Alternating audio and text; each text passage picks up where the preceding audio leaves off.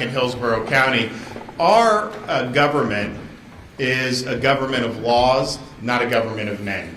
And what that means is that we govern ourselves based on a constitutional system and based on the rule of law.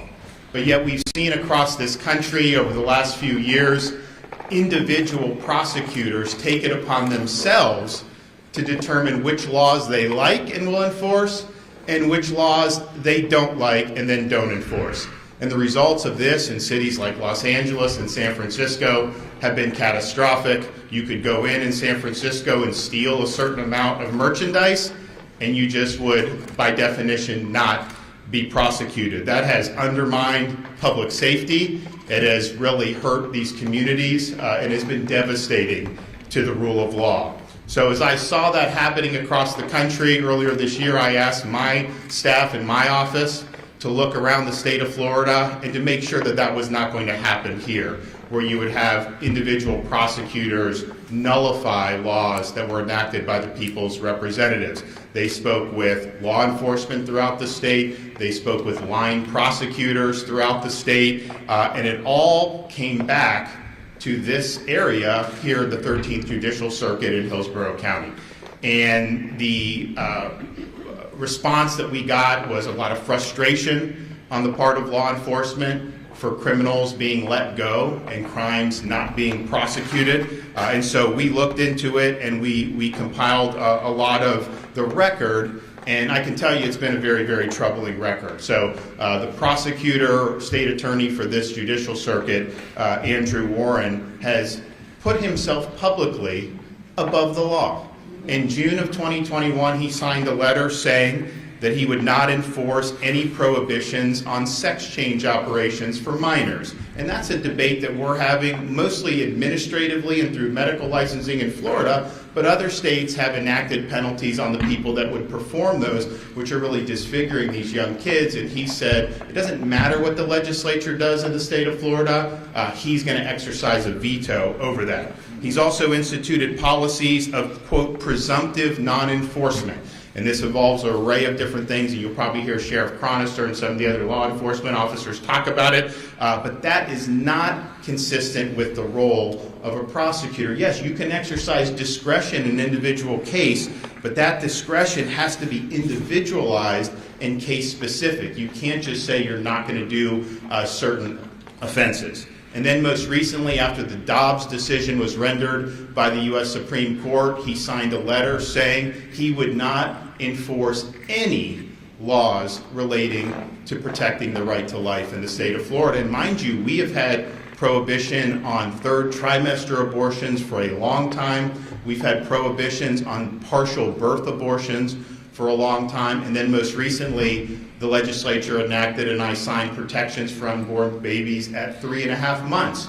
And when they are aborted, it's typically done through a dismemberment procedure, which is really inhumane. Nevertheless, that is what the legislature has enacted, and it's not for him to put himself above that and say that he is not going to enforce the laws. We don't elect people in one part of the state to have veto power over what the entire state decides on these important issues. The Constitution of Florida has vested the veto power in the governor, not in individual state attorneys. And so when you flagrantly violate your oath of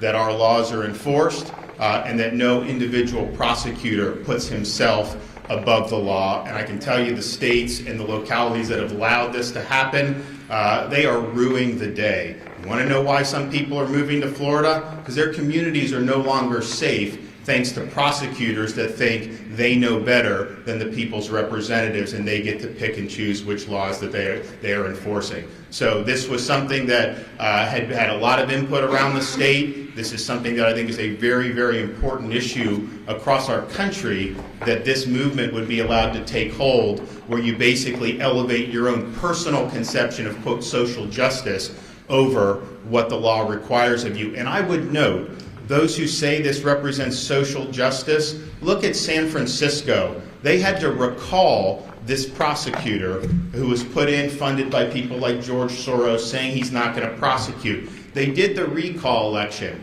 He was recalled, even in a very liberal jurisdiction. But the places that voted to keep him were the affluent communities who are not bearing the brunt of the policies. The places that voted to recall him were the working class communities, because they bear the burden of ignorance and refusal to enforce the law. And so what this is all about is really, when you uphold the rule of law, you are protecting the most vulnerable in our society. That's why we have a rule of law.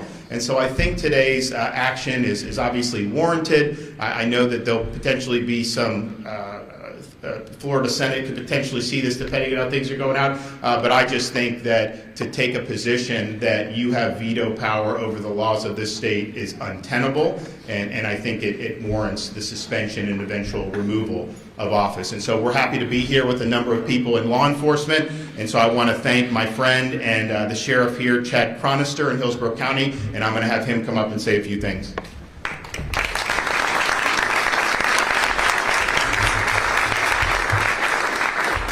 Thank you, Governor. We are extremely grateful the state of Florida and all of law enforcement have you.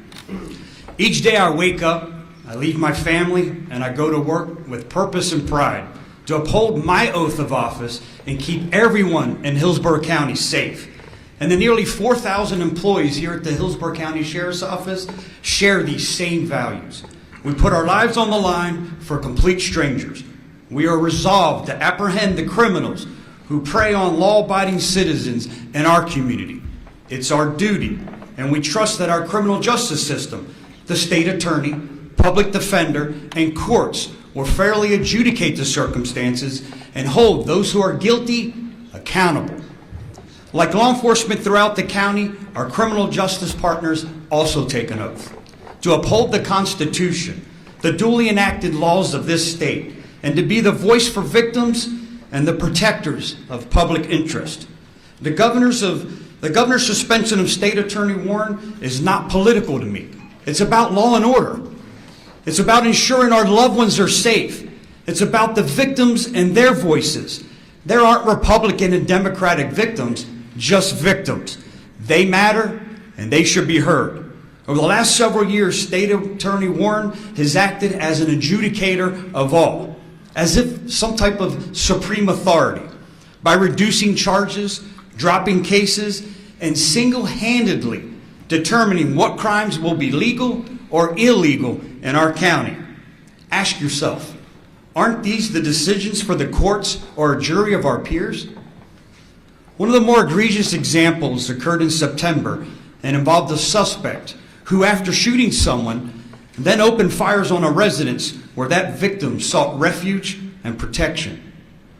Inside of that house was the victim, his mother, other children, and extended family members who were forced to take cover and hide. To make things even worse, nearby was another mother and her twin infant children in a vehicle. One of the shooters, our suspect, was identified and arrested just a short few days later.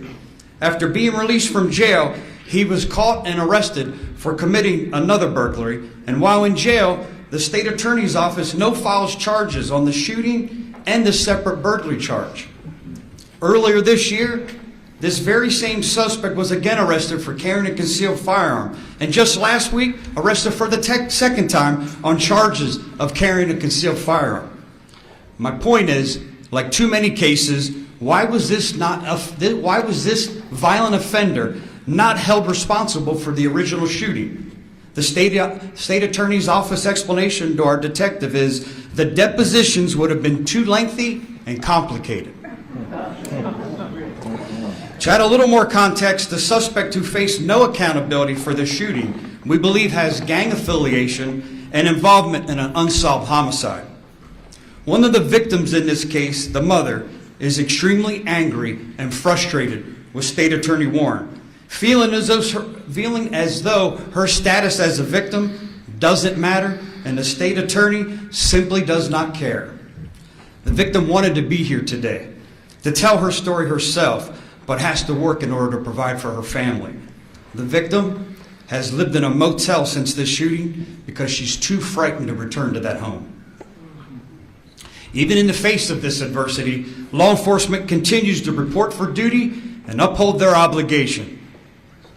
As your sheriff, I continue to work with my law enforcement counterparts who privately are frustrated with the state attorney, who seems intently focused on empathy for criminals and less interested in pursuing justice for crime victims. As most everyone knows, I'm a tremendous proponent of reducing recidivism. I've created several diversion programs and continue to provide resources, education, and training opportunities for individuals to rehabilitate and improve themselves, while still holding offenders responsible for their actions. These efforts do not involve a blatant refusal to uphold the laws of our state. As the governor just outlined, and as Tampa law enforcement has seen over the years, empowering criminals through a lack of prosecution jeopardizes the safety of our Tampa Bay community and makes them even more brazen to commit additional crimes and continue to victimize the innocent. As the sheriff of Hillsborough County, I am committed to law and order, and I hold myself accountable to the people and would expect other elected members of our community to uphold these same values. Today, Governor DeSantis is holding State Attorney Warren accountable.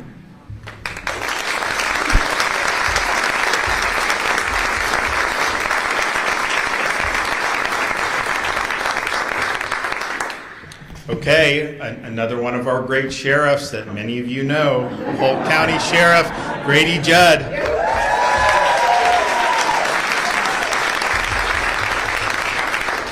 Thank you very much, Governor. It's truly my honor to be a Florida sheriff. And I can tell you, I've done this job my entire adult life. I remember, Governor, when the felons owned Florida. It was in the 70s and 80s. I remember that well. I was one of the cops on the street when we couldn't keep the felons locked up. We couldn't keep the criminals locked up, and they preyed on the community. And Governor, they didn't prey on the ones behind the gated communities in the $1 million and $500,000 homes. They preyed on what I call the real working people. And then a magic thing happened. We changed the laws. We decided to hold them accountable. And Governor, it was a Democrat governor that signed the legislation that started us down the path originally to make a positive difference. Now I look around the country today. I've seen a few things. I was recently the president of the Major County Sheriffs of America. I talked to and counseled with the sheriffs from the largest jurisdictions in the entire nation, to include the Los Angeles Sheriff's Office. In fact, the sheriff there was my vice president of the association at one time. And you know what they tell me? They tell me we got a dumpster fire going on in this nation. And you know who's getting burned by this dumpster fire? The working people. You know, it's not safe for people to walk the streets. The homeless aren't being looked out for. The mentally ill aren't being looked out for, and it's by the major people. Now, Governor, I know you'd be disappointed if you didn't see some cards. So let me give you a snapshot of the people that join Prosecutor Warren in not enforcing the law. We just want to enforce the law. It's the prosecutor in New Orleans. Per capita, it's the highest murder rate in the United States. You're going to see a common theme here in a minute. San Francisco, where businesses are closing, where they threw the prosecutor out because they weren't holding criminals accountable. Chicago, I think that speaks for itself. Los Angeles, where the sheriff told me I've got 60,000 homeless. We have criminals running wild. We have innocent people being victimized. And who's responsible there? The prosecutor, the chief prosecutor who's allowing it to occur. He has the law, he has the tools. Baltimore, Maryland. But that's not all. Then there's one of our favorite places, Portland, Oregon. You can set up a chop zone there and just not let the cops come in. You know how long there'd be a chop zone in Polk County? As long as it takes me to drive back there from here. New York, where they're not holding people accountable. Seattle, Washington, and Washington, D.C. So what's the commonality here? Just go look for yourself. Look at the data. The murders are up. Innocent people are being murdered where prosecutors don't do their job. My friend Chronister just gave you an example. We don't have time to stand here all day. But listen, Prosecutor Warren, like the rest of us who ran for public office, we asked for your precious vote in order to enforce the law and do what was right. Then we took an oath to tell the truth, to uphold the Constitution, and to support the laws and the government. And we do that. And we're led by the greatest governor in the United States of America.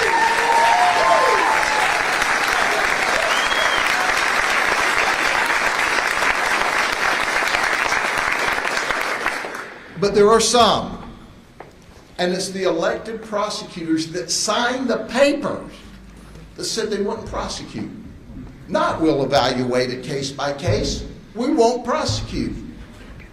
You know, they're not God. They're not the legislature.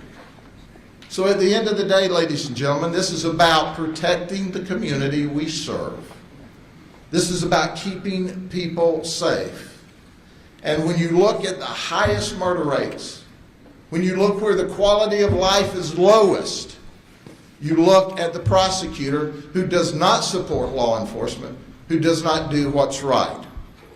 Our governor does what's right. And Governor, I appreciate from the bottom of my heart you setting the example and doing the right thing and keeping the people safe. And the exciting thing is you not only protect the people behind the gated communities, you protect the people who clean the gates on those communities. Thank you. God bless you.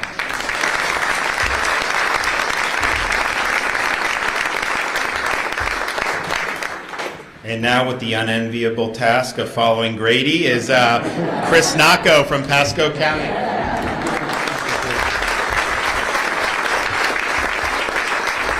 Thank you. I've learned one thing. When I follow my friend Grady, Judd, be brief and be on point. Nobody else will hear anything else. So I will say I'm very proud to stand here with our governor, the attorney general, and with Sheriff Chronister. You know, they know firsthand, and you'll hear from Chief Dugan, firsthand what happens here in Hillsborough County. But I can tell you is that it's very difficult for them when they go out, the men and women of the agencies, to protect our community, and then to turn around and find out those cases got no filed. To find out that they have to go back to a victim and say, sorry, this won't be prosecuted. Those are very difficult days for those individuals. It's very difficult for the men and women in uniform. And I can tell you, let me go back to that point. The women and men in uniform. We are family people. We are people in our community. We take these uniforms off every day and we spend time with our family, but this is our community. This is where we live. And so for those that live in Hillsborough County, to see incidents where they were at a crime scene, but nothing was done to the criminal, and the victim was left alone, and the victim was ignored, that's horrible. And I can tell you, I'm blessed to work and live in a circuit where we have a state attorney. That state attorney works with us, and we uphold the U.S. Constitution, we uphold the Florida Constitution, and we uphold the statutes in the state of Florida. We treat everybody with respect. We treat everybody equally. We ensure that victims' voices are heard. At the same time, if the criminals commit a crime, there will be consequences for their actions. There's a simple process. And as the sheriff said, we are voted and we are elected to uphold the Constitution of the state of Florida. We don't have a choice to say, no, we're not policymakers. We're not in Tallahassee creating the laws, we're enforcing the laws. That's our role and our responsibility to the citizens that we serve. And I will tell you, Mr. Governor, and I'll echo those words. We live in a state with probably the greatest governor, that is the greatest governor in our country. And I say that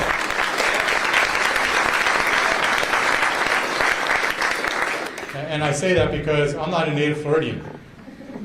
I moved down myself, but I have buddies that I went to high school with. They're in law enforcement up in other states, and they will tell me how difficult it is for them. They will tell me what they go through, and they say, I'm just trying to get to my pension. That means they're just trying to get to retirement so they can move. We live in a state, we have a governor that will defend us. He will make decisive decisions. It's not just about today, but when schools need to be open, he kept the schools open. When you need to keep Florida moving, businesses growing, businesses were growing. That has a direct impact on the public safety, because when people have opportunities to grow and jobs are created, that means people want to move to Florida. And that is the best statistic we can say about our state. People are moving here every day. They are moving here because of the decisions our governor is making. Governor DeSantis is leading our state. He is making those decisions that are tough, but they're decisive, and they're making Florida better every day. Thank you, Governor, for doing that.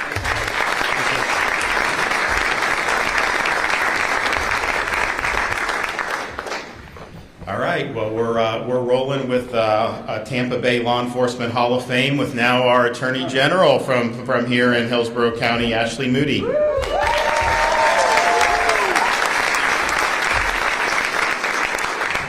You know, I know the governor appreciates everyone being here today, and I know the folks behind me that wake up every day and put on a gun and a badge and a bulletproof vest appreciate this strong leadership, where you are seeing an eradication of stability and safety around our nation, starting with our border, into our large cities, into our states. It's because an executive who has been trusted to enforce and execute laws has abandoned that responsibility. When you see record overdoses, record crime, it is because an executive does not care enough to stand strong and do his or her job. In our state, our top executive is Governor Ron DeSantis, and our Constitution requires that he ensure it is his duty. He cannot ignore when our laws are not faithfully executed. And so the fact that we have an executive that is willing to dig in and talk to the line officers and understand where executives, prosecutors aren't meeting the expectations and demands and responsibilities of their role, he has no other choice to step in and ensure the safety of the state and these communities. When Andrew Warren first took office, he proudly joined with prosecutors from New York, Washington, LA, and said,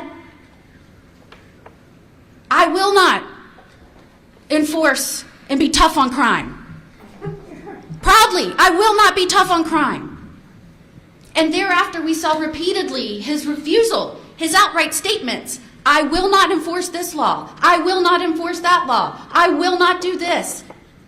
Let me tell you who makes the laws and decides what's criminal. It's you. It's the people of this state, through their elected representatives. They decide what the laws should be for the protection of their communities and their families. An executive cannot come in and eradicate that, do away with that, ignore that, because that's what creates instability. That's what creates crime across this nation and within Florida. And when you see prosecutors out there that blame the victims or blame businesses for not having better security and not themselves for not putting criminals behind bars, when a prosecutor puts crime above law and order, you're gonna have a problem. Law enforcement knows that. They deal with it every day. And that is why when folks around this nation started talking about reducing police forces, defunding police, our governor stood up and said, oh no, how do we increase funding? How do we give our police raises? How do we recruit more to the state of Florida? And under his leadership, we launched a Be a Florida Hero program. I am proud to tell you, we have record number of officers moving to Florida from other states because their governors don't uphold the law and don't back the blue. We're going to see a lot more Florida heroes in the months to come. And we are very, very grateful for the strong, attentive, detail-oriented leadership of this governor and the fact that he takes seriously his responsibility to faithfully ensure that our laws are executed and our people are safe. Thanks, guys.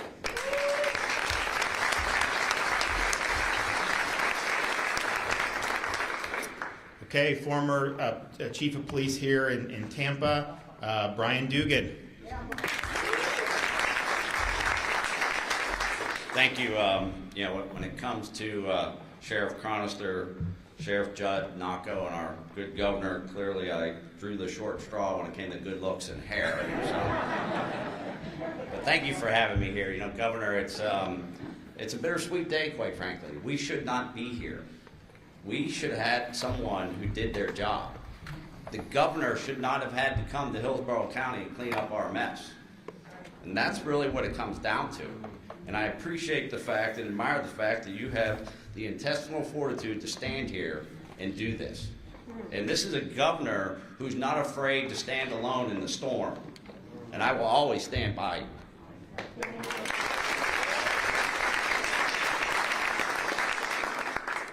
So there's probably no one more in the room that's more frustrated with Andrew Warren than me and Sheriff Chronister. And he spoke. And I will try to make this brief. But let me tell you something. Andrew Warren is a fraud. Yeah, did you get that? Look, I've never been good at sugarcoating anything. That's probably why it took me 28 years to become chief of police. He's a fraud. He has misled the people of Hillsborough County. Do you remember back during the riots, we arrested 67 people one night? And then a few weeks later, he has a press conference. And what does he say in his press conference? He says that there were no acts of violence, no property damage. He must not have read the police report. There were pictures of a police car with broken windshields. As the cops tried to get out of the cars, protesters pushed their doors shut on them and wouldn't allow them out of the cars. So when you say there's no acts of violence, when you say there's no property damage in a press conference, where I come from, you're lying. Okay? I'm not elected. I was appointed. I'm not running for office right now. I'm here because I believe in keeping this community safe. I have 2 children and a wife that are residents of Hillsborough County in the city of Tampa. And it's about accountability and us being able to go out for dinner at night and not feel like we're going to get jacked by somebody. Those 67 people that got arrested, Andrew Warren said in his press conference that he would work with local law enforcement to expunge those arrests. He does not have the ability to do an administrative expungement on those arrests. You know how many articles have been written about how he expunged those arrests? How would you like to be one of those 67 people that got arrested and you think that arrest has been expunged? Ask Andrew Warren how many of those expungements he did. And the answer will be 0.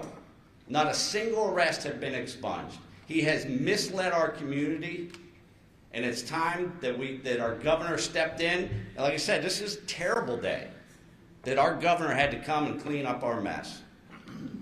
Thank you.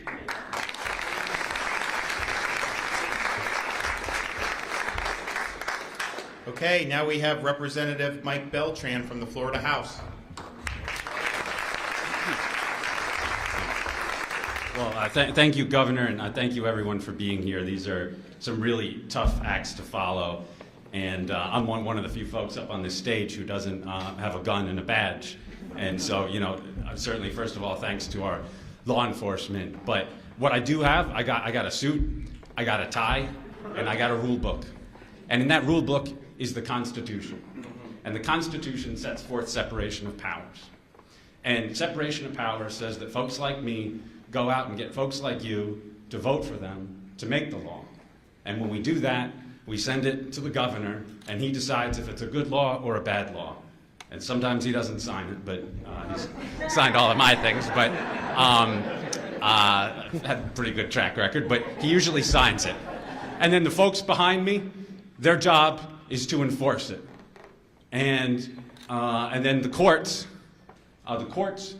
they adjudicate cases and controversies. And if Mr. Warren wanted to legislate, he should run every 2 years instead of every 4. And we could have done something about that. We wouldn't have to do this. Okay? But he wants to go, he needs to get out of the courthouse, not that he's there anyway, and go up to the State House and legislate, because this is a complete violation of separation of powers. And I want to say something about the governor. Okay? I was reading a book by a former senator, and it said, it's not so much what you do in the situation you're in, it's what did you do differently than somebody else who's in that same situation. And we have 50 governors, and we got about a dozen states where there's prosecutors like Mr. Warren. And some of those prosecutors have been recalled. But we haven't, this is the first governor that stood up and said enough is enough. Okay?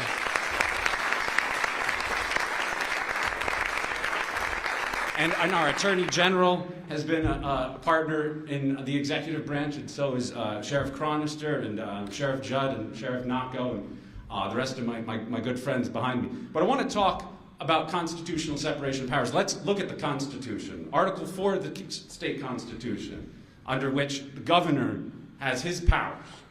Second sentence, Section 1A. Second thing that it says about the governor. Take care that the laws be faithfully executed. Going down to Section 7A, first sentence. The governor may suspend from office any state officer not subject to impeachment, any county officer for malfeasance, misfeasance, neglect of duty, drunkenness, incompetence, permanent inability to perform official duties, or commission of a felony, and may fill the office by appointment for the period of suspension. I'm not going to say which boxes Mr. Warren checks, because it might be a couple, and I'm not sure the speech and debate clause protects what I say here, but everyone knows it's true. But not only is the governor allowed to do this, as the Attorney General said, he's required. He's required to do this. And those other governors are required to do it. I don't know why they don't do it. Mr. Warren has abdicated his role. Okay? Now I want to talk about a case. Someone talked about gated communities, and I'm just going to own it. That's my district. We're a suburban paradise, just 20 miles from here. It's a beautiful community, and we follow the law, and we expect other people to follow the law. And somebody came into my community, and we talked about protecting the unborn. We talked about protecting kids who may be confused. But what about just regular kids who are out at Park Square in the middle of the summer on their summer vacation? And this man abducted 2 girls from a park area outside of a restaurant. And he took these girls down several blocks, and he was passing a church. And there were folks setting up for a church event. And he says to these folks, he said, "These are my daughters." When I walk with my sons down the street, I don't go, "These are my sons." That should be obvious. So they knew that something was up. And there's a gentleman here, his name's Derek Zitko, a constituent of mine, and him and some of his fellow parishioners were able to call the police, separate the girls from this man, get the man out of the church, get the girls inside the church, and then when the man realized the police were coming, the sheriffs were coming, he ran back to the bar where I guess he got drunk, and Mr. Zitko followed him such that the police were able to track him and the man did not escape. And Mr. Zitko risked his life and took his time and energy, and the sheriff was able to do his job and arrest this man. What do you think the state attorney did? What do you think the state attorney did? Do you think he requested remand? Did he request detention? No, he did not.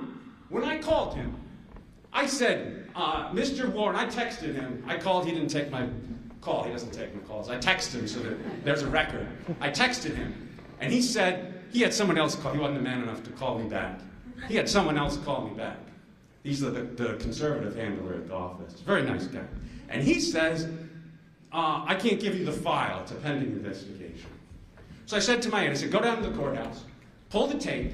It's a public record. They have to give it to you whether they like it or not. Pull the tape. 50 seconds.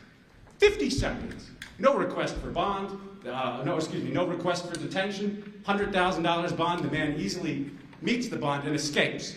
Or gets out. Released, not escape. I'm so mad at having trouble with it. I usually don't have trouble with this type of thing. And then I called, I said, I want you to make the motion. I want you to file all the charges. And they don't do that. And then we were able to come up with a solution. I'm not going to say what it was. I don't know where the guy is. It was a temporary solution. I heard he was in Colorado or someplace. I don't know where he is. And my question is, he should be in the jail. We should know where he is. And if not him, who belongs at the jail? And if not now, when are they planning to put him there? And if Andrew Warren was he going to wait for another child? And if Andrew Warren's not going to put him in the jail, then what do we need him for? That's right.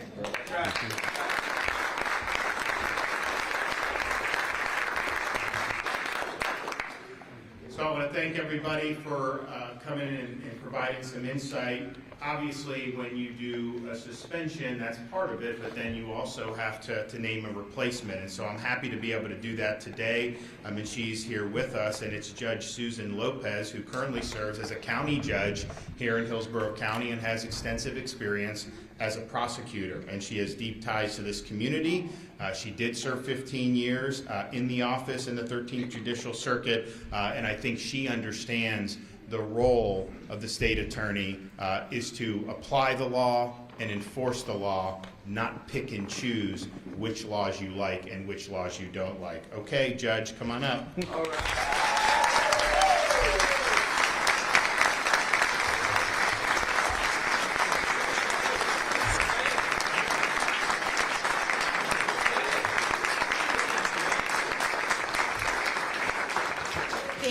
Thank you. Good morning, and thank you for being here today. I want to first thank Governor DeSantis for placing his trust in me to execute the duties of State Attorney of the 13th Judicial Circuit. I was caught off guard a couple of days ago when I got the call from the governor. I was sitting very happily as a judge, which has been a life-changing and fulfilling form of service. But when the governor calls you to a different service, you answer. So here I am. I hold the utmost respect for our state laws, and I understand the important role that the state attorney plays in ensuring the safety of our community. It is my promise to the people of Hillsborough County that I will faithfully execute the duties of this office and to ensure that we are fulfilling its purpose to prosecute crimes and protect the people of Hillsborough County. I will follow the rule of law. And to the hardworking people of the Office of the State Attorney of Hillsborough County, I look forward to rejoining you in our shared mission to protect the people of Hillsborough County. Thank you very much.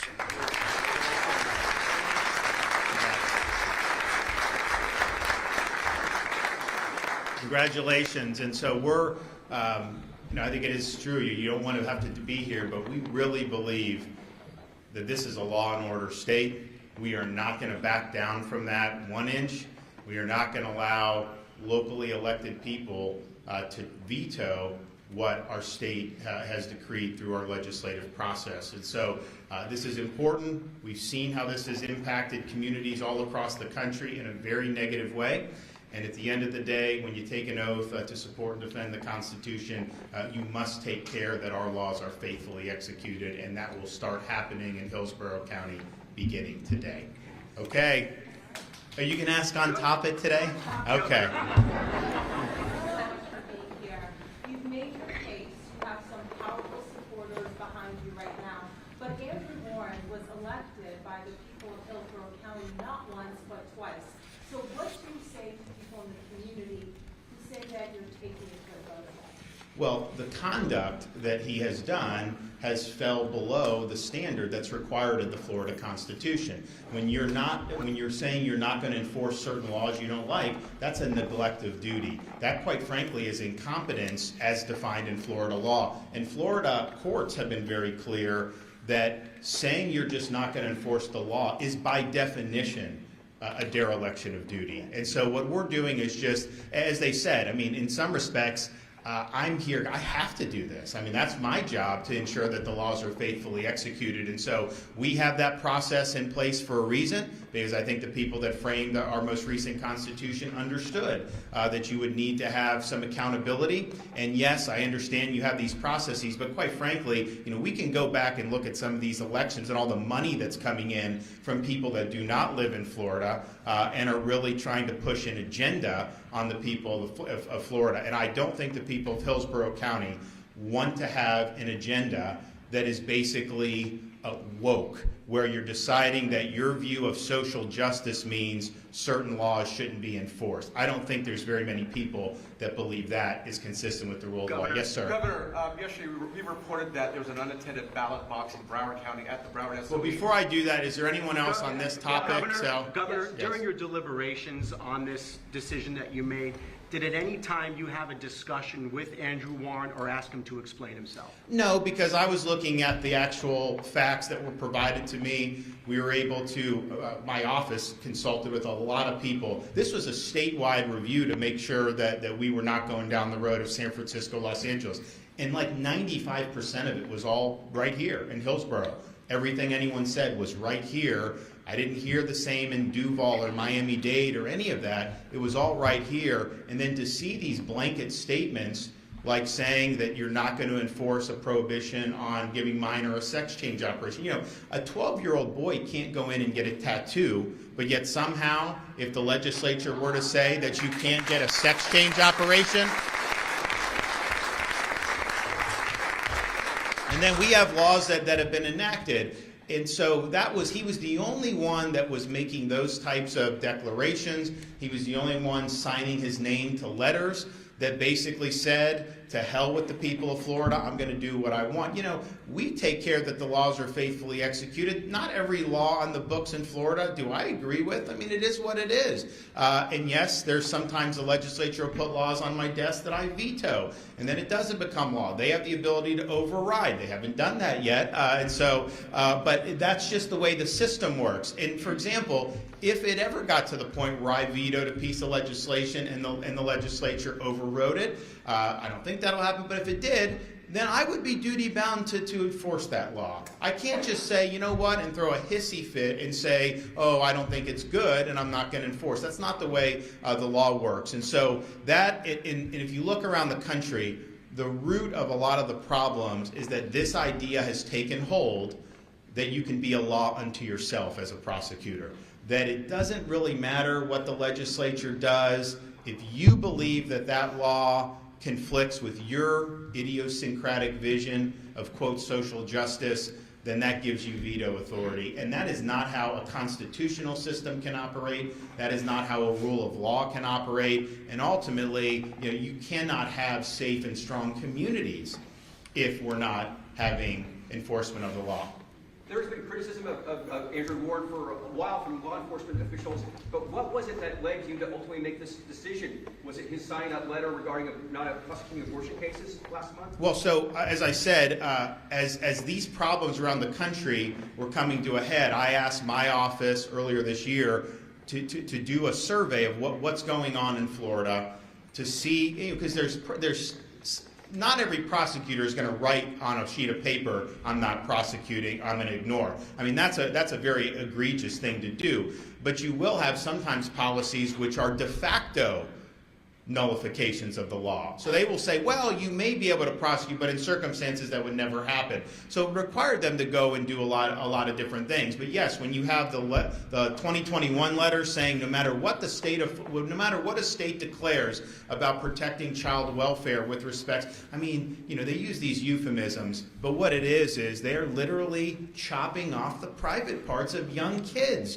And that's wrong. And we're doing stuff administratively and with medical licenses, but But the legislature in Florida may want to come in and do something more significant on that. Okay, well, you're going to presumptively say you can't do it. Some of the policies that have been in place, and then after Dobbs comes down, where the Supreme Court said this is returned to the states to say that the laws that we have, you're just not going to enforce any of them. And he drew no distinction. I mean, we've always had prohibition on third trimester abortion. We've always had prohibition, or at least for a while, on partial birth. And now the 3.5 months, it's, okay, that was a legislative debate. There were some people that had different views on it. The legislature passed it, I signed it, so that's what you have to do. So those are really, I think, egregious. And again, it's beyond just exercising discretion, whereas discretion would be I may get an individual case and make a determination that we're not going to go with prosecution because you have limited resources, what have you. Where it goes across the line is where that ends up being used to effectively nullify what the legislature has done. And clearly you've had that here in Hillsborough County. All right, Javier, is that the Broward? So I just saw that this morning. We have now an election integrity unit. We've got people that are investigating different things as these things come up. That's exactly why we did this, because we can pass all the great laws we wanted. In Florida, we're very proud that we've made ballot harvesting a felony in the state of Florida. We're very proud that we have voter ID, not just for going in to vote in person, but for requesting an absentee ballot. We're very proud that we were able to have penalties for counties if they don't clean their voting rolls every year. And we're very proud that we banned Zuckerbucks in the state of Florida. So those are all good.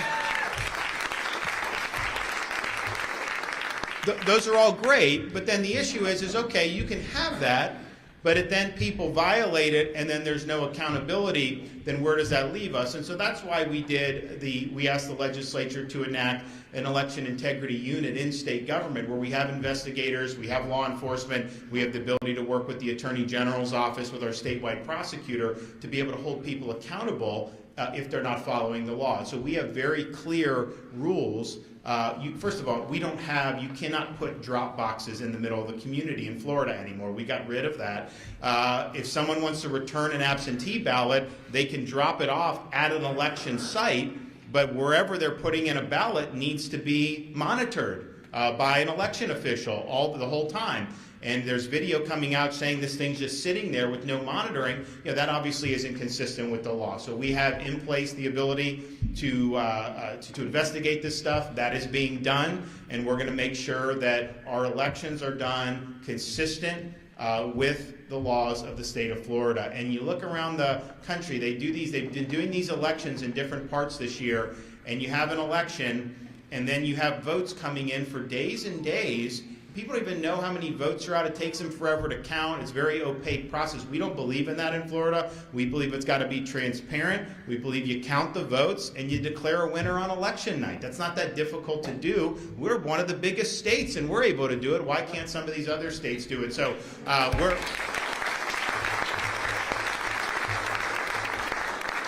we're going to be, this is a very high priority to make sure that what we're doing, or what all the different 67 counties are doing, is following the law in the state of Florida. And honestly, it's not much different than the principle that brings us here today. I mean, yes, you can get elected to countywide office, but when you take office, you swear to uphold the laws and Constitution of the state of Florida. And so if you're not doing that, well, then that's something we need to have accountability and recourse for. So, okay, well, thanks, everybody. We appreciate seeing you.